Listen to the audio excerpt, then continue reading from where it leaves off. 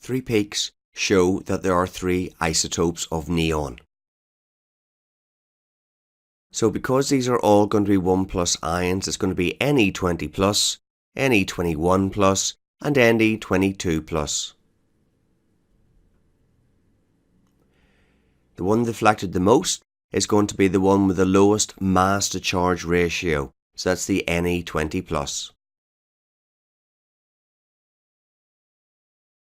Multiply the relative abundance or percentage abundance by the mass to charge ratio for each ion, and then divide by the total abundance, or 100 if it's percentage abundance. So the relative abundance of Ne20 plus is 114, 11.2 for the Ne22 plus, and 0.2 for the Ne21 plus. So we're just simply going to do 114 times 20 plus 0.2 times 21 plus 11.2 times 22 over the total of 114, 11.2 and 0.2, which is 125.4, and that gets us 20.2. Alternatively, there's the percentage abundances.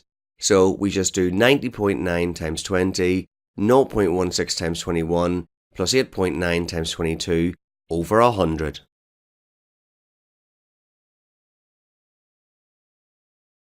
Now the very small peak at 10, it's going to be something to do with one of the 3 isotopes that we have, and this is going to be Ne20 2 plus.